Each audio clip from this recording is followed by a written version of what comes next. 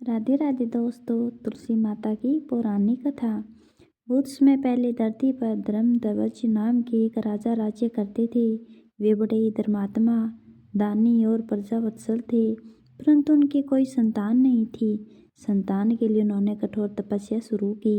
उनकी तपस्या से प्रसन्न होकर भगवान विष्णु ने आशीर्वाद दिया कि हे राजन, तुम्हें एक अद्भुत और तेजस्विनी पुत्री प्राप्त होगी, जो देवताओं की भी आराध्य होगी।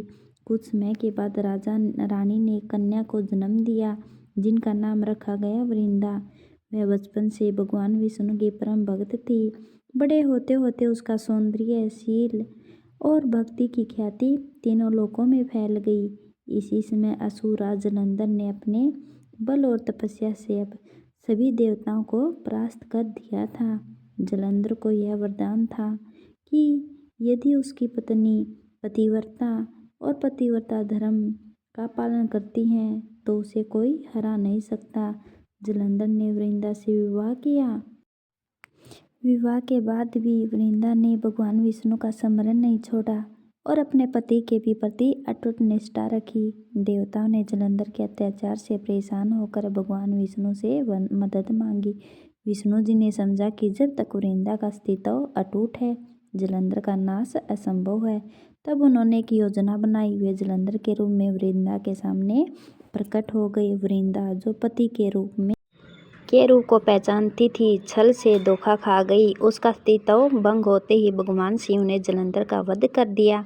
जब जलंधर को सत्य का पता चला, वृंदा को सत्य का पता चला, तो वह क्रोधित होकर भगवान विष्णु को श्राप दे बैठी कि तुम पत्थर के हो जाओ।